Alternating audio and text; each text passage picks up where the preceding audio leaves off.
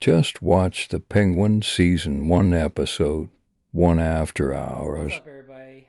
It's the movie guy. So I just got done watching the very first episode of The Penguin After Hours. Look at that. Oh my God. Colin Farrell is just amazing. He was so good in The Batman. He was so good in this first episode. Non spoiler, I'm not going to really spoil anything about this episode in case people haven't seen it yet.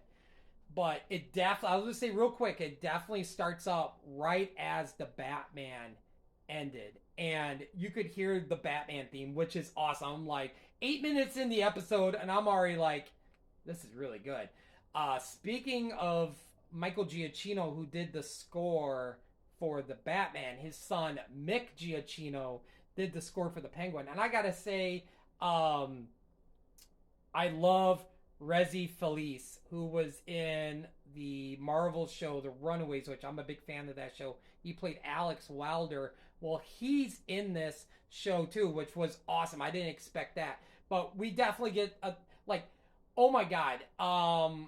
There's an incident in the beginning where Carmine Falcone's son is basically visiting the Penguin and taking over the family. I will just say, never talk bad about the Penguin. Let's just say that.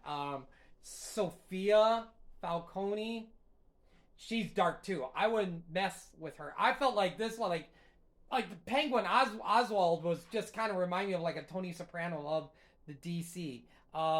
I love the duel of Victor and Rezi Felice's character and Oswald, because there was a point. Well, I'll just say there was a point where I did not think that um, that Victor was actually going to make it out of this episode.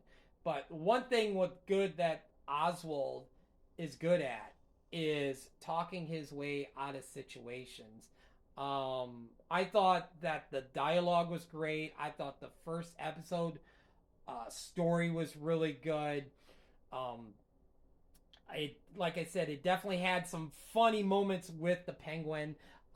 Clancy Brown plays Salvatore Moroni, which I didn't expect that. There's a point where the Penguin goes and visits Sal, and the music for the end of this episode is just so funny. There's a point, well, it's a throwback to earlier in the episode where Victor and Oswald gets into a car and starts it up, and the music starts playing. And then the music at the end of this episode was fantastic. I thought there was going to be a preview for next week's episode. I kind of glad there wasn't. Kind of basically keep me in the loop of what's going to happen. I don't know when the episodes are going to drop again. I don't know if it's going to drop every Thursday or if it's going to drop every Sunday, but it was a good length. It was like 55 minutes. I hope it stays that way. That's the one good thing about Max is a lot of their shows stays close to that almost hour episode, unlike the Disney Plus shows when you're trying to watch an episode and you go to the bathroom real quick and go get a snack and boom, we're already in the credits for the episode of a Marvel TV show. But anyway, thumbs up. It was fantastic. It kept the tone of the Batman.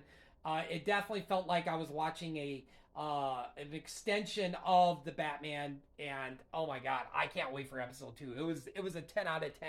It was a fantastic episode. The makeup is great. Yeah, I can't wait for the next episode.